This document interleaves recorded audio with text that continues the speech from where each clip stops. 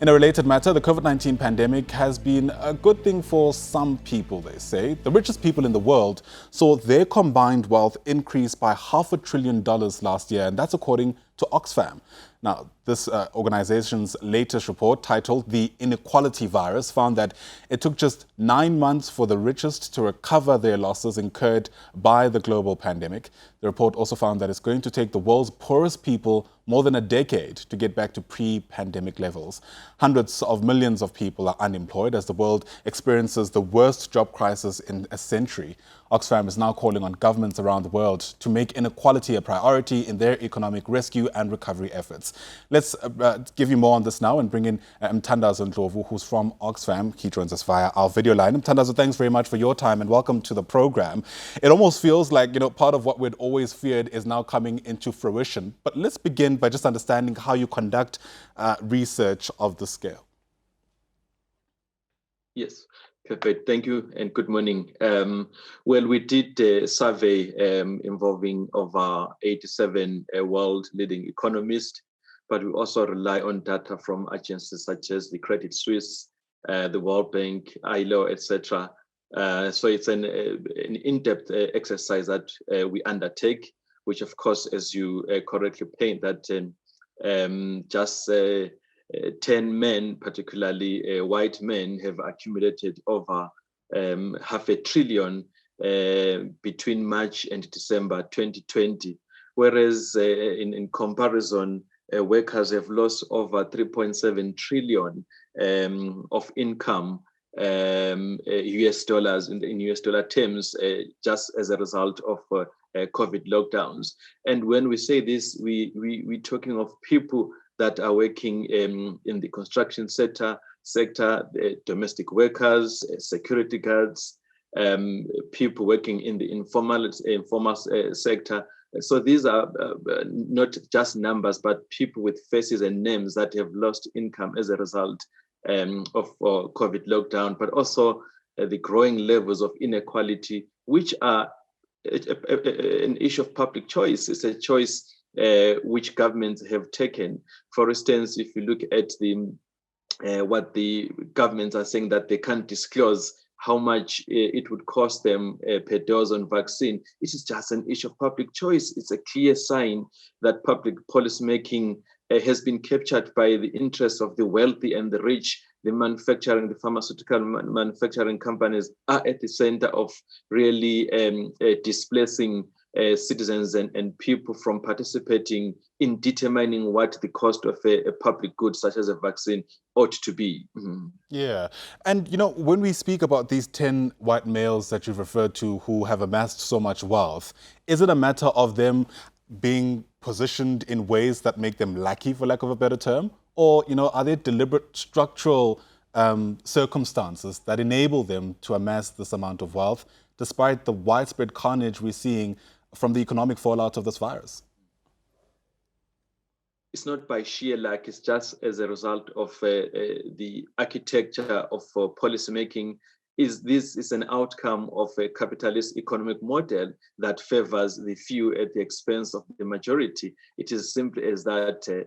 I just gave you an example of how pharmaceutical manufacturing companies are displacing governments from disclosing what the cost of the vaccines should be or are pegged at. So that's a clear sign that the rules favor the elite. Majority of the governments have been proposing now to tax the poor as compared to just taxing the wealthy billionaires so that they are able to raise the much needed resources to finance access to vaccine. I mean, if you look at the amount of profit which they've made in the last period between March and December, it is more than enough of the resources that are required to vaccinate the entire population of the world, required by WHO. That's a really sobering comparison to be making. Classic economic thought speaks of the trickle-down effect. This idea that the rich will amass this wealth and over time this will infiltrate down to grassroots level, so to speak. We haven't seen that taking place. I'm going to ask an obvious question, but do you see that ever, being able to take place in the context of a pandemic? Certainly not. I think we should also shy away from measuring progress through a GDP set of indicators, but we must also include indicators that measure the levels of inequality reduction and poverty reduction indicators. That is a progressive way of really ensuring that we achieve an inclusive society through, of course, broad transformative redistributive policies that are required. I mean, for an example, in South Africa, 5%, five retail shops control 60% of the food retail industry, and it's completely unjust because they do determine the food prices. That, of course, further coupled by the circumstances such as unequal access to productive assets such as land. So you can imagine the extent of food insecurity, as we had pointed recently now, one of our reports on hunger, that South Africa is a rising hunger hotspot. We expect that between 11.8 and 13.7 million people in South Africa are facing hunger, and particularly in provinces such as KwaZulu-Natal, Eastern Cape, and increasingly in urban hunger is on the rise. Yeah, part of what we're also seeing from this report is that women and minorities are among the hardest hit by this pandemic. No surprises there. It certainly reflects pre-COVID-19 trends, but surely it's disappointing that not even a pandemic is able to change that. It is inhuman, it is immoral, as even the president recently also articulated that it is unjust that we find women underpaid in workspaces, but because women are the majority in the informal sector, they are also a majority in, of course, heading households, and much more needs to be done in really ensuring that redistributive policy interventions do favor women, particularly those that are found in the precarious working environments.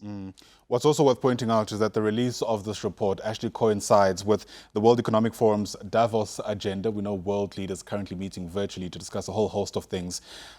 How much attention do you imagine a document like this will receive at that level? In other words, is there even enough political will to address these issues?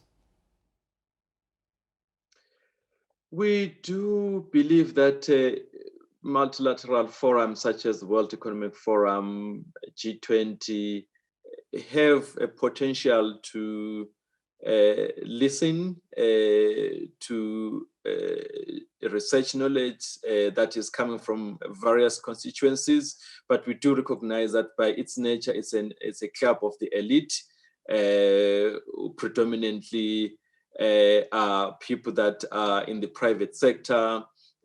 So we don't expect that much, but it is part of our contribution to bringing about evidence and data for policy making. We do hope that they would do listen. There are some progressive world leaders and private sector companies whom we believe they would take into consideration some of our recommendations. Well, I guess we can only hope. Thanks very much for your time and for sharing your insights. Truly appreciate it. Mthandazo Ndlovu is Oxfam's Democracy and Governance Program Manager. Thanks very much indeed.